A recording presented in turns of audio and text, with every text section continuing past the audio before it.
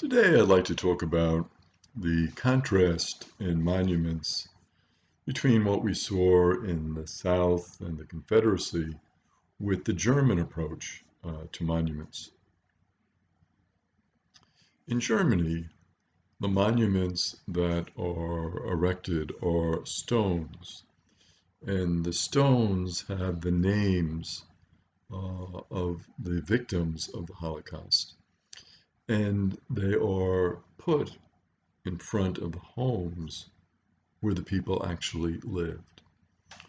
So in doing that, what they're really saying is these are the people that we want to remember. Those who gave their lives in this terrible Holocaust. So the monuments really are to remember the evil that was done. And in remembering the evil, obviously, to try to avoid it. Interesting, in Germany, there are no monuments whatsoever to any of the German leadership from the Second World War. No monuments at all. Again, the contrast in the South, the monuments to the leaders in the Confederacy. In Germany, no monuments to any of the leadership. Another example is the place where Hitler died.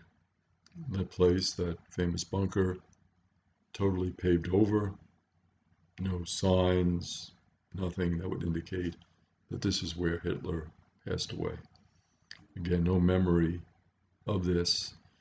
The idea this man initiated so much evil, we certainly don't want to remember him. We don't want to draw any attention to that evil.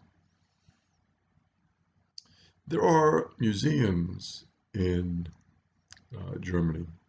And those museums are carefully constructed to help the people kind of reflect on what happened during the Holocaust and a sense of, what can we do to make sure this doesn't happen again? So to help people be reflective, to realize that the basis of the Holocaust was a lie. The basis of the Holocaust was the idea that one race is superior to another race, and falsely blaming people. So we don't want to go through that again. We want to make sure we can avoid that, and so the museums help us to reflect on that. It is also very interesting in terms of the German approach that displaying the swastika in public is a crime. And it is a crime that is punishable by 3 years in prison. Interesting contrast to the Confederate flag. The idea that we can still fly this flag and we can reverence this flag, and this flag represents something that is good, that is wonderful, that was a great part of our, history. And we say, well, wait a minute. What did that flag really represent? Secession, trying to keep the Southern way of life alive, trying to keep slavery alive, trying to repress black people, trying to say that white people are superior to black people. All of that was embodied in that flag. And so to reverence that flag is to reverence those ideas behind that flag. The same with the swastika. To reverence that, respect that, to display that flag is to embody those ideas. And so in Germany, that flag cannot be displayed. In Germany, very interestingly, also reparations were paid to victims of the Holocaust. So they said, well, we did something wrong here. We did something bad. We've got to make up for it. And we can make up for it financially by giving a certain sum of money to those who were harmed by the Holocaust. And so this concept of reparations, the German people reflected on it and said, this is an important thing for us to do as a people to establish this healing between us and those who were victims of the Holocaust. In America, Those who exploited the slaves, on the other hand, were rewarded, as were those who enacted the Jim Crow laws. They were rewarded economically. They had, more wealth that was created as a result of the labor of black people, and also result of the labor of free slaves. In the whole sharecropping system, in the penal laws that were enacted, all of these, really what they did is they helped a certain race gain an economic advantage over another race. Kind of the opposite of the German approach, where they said, let's give reparations. Let's make up for the wrong that we have done. And of course, there's much discussion today about reparations in terms of those who were slaves and what can be done, and certain localities have adopted reparations. And so it's an ongoing discussion. But it's interesting to look at it in terms of the German perspective.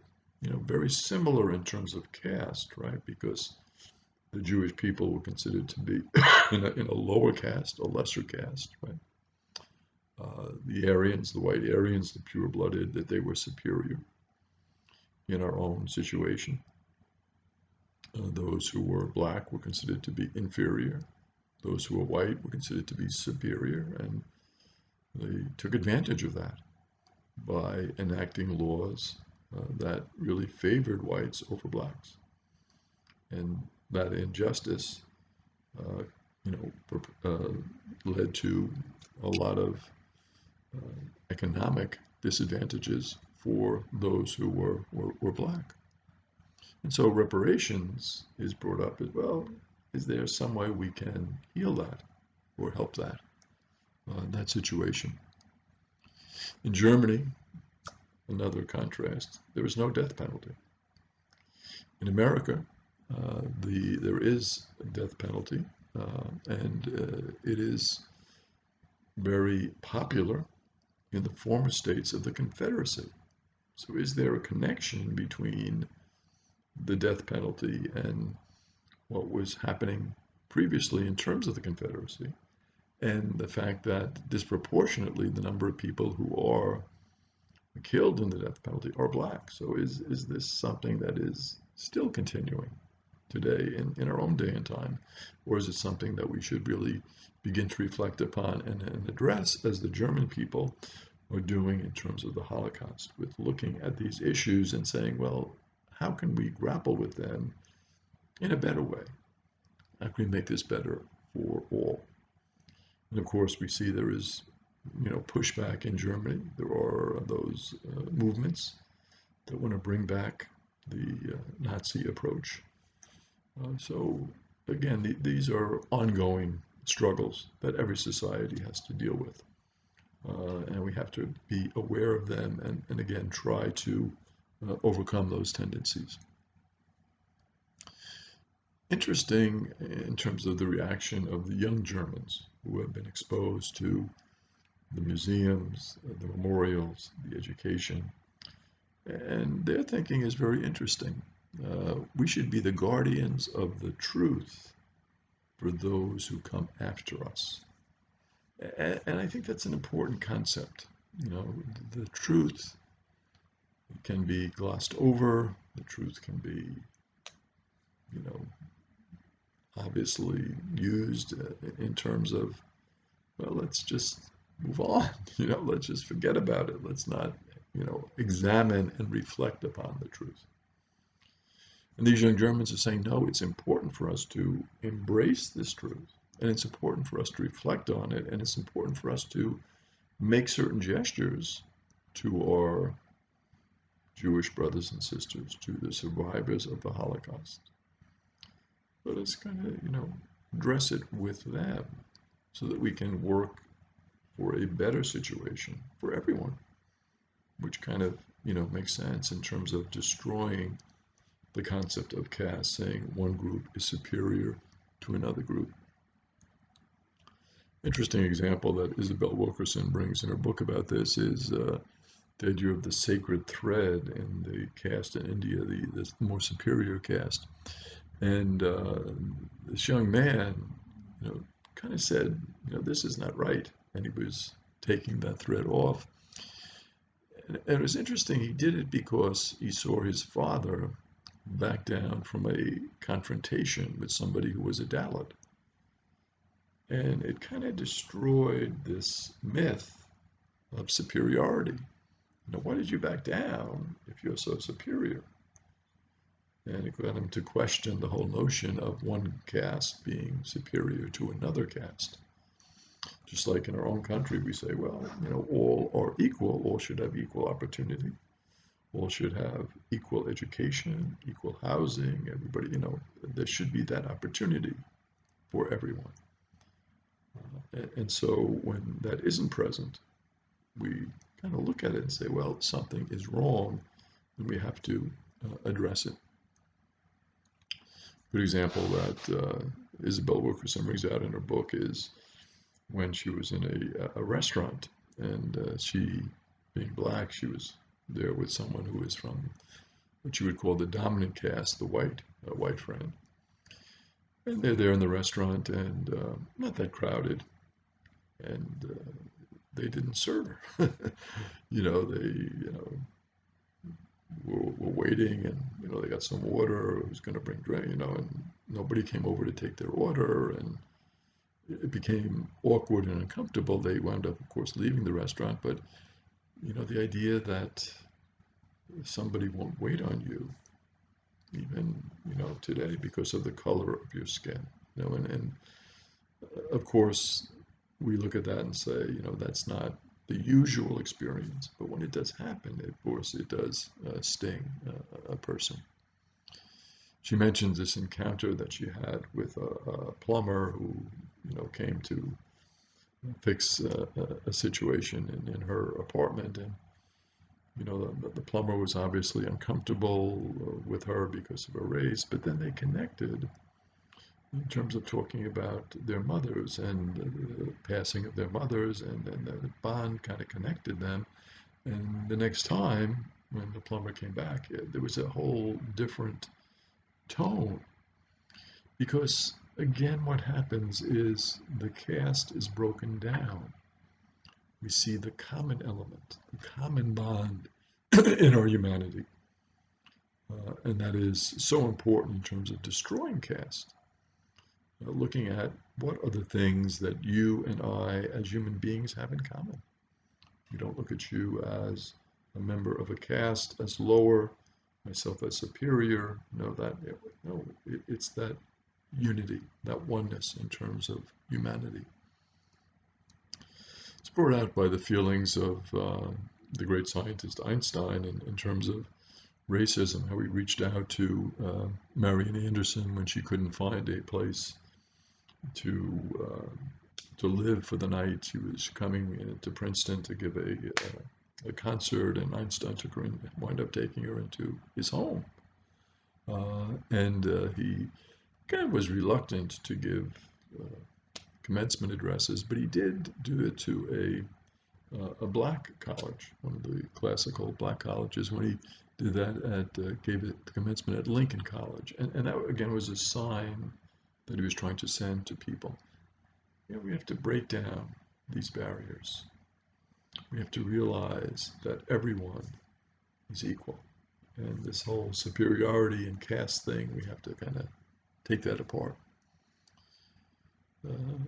Very kind of interesting statistic that kind of binds a lot of these reflections together is one that Isabel Wilkerson makes, in which she says that if disparities in wealth continue at the current rate in the United States, it would take black families 228 years to amass the wealth that white families now have, and Latino families an additional 84 years. That she quotes from the Institute for Policy Studies in their August 2016 study. So when you look at something like that, you say, hey, something here is out of whack. This concept that one group is so economically disadvantaged that it's going to take them all these years just to catch up and to amass this wealth, there must be something wrong here.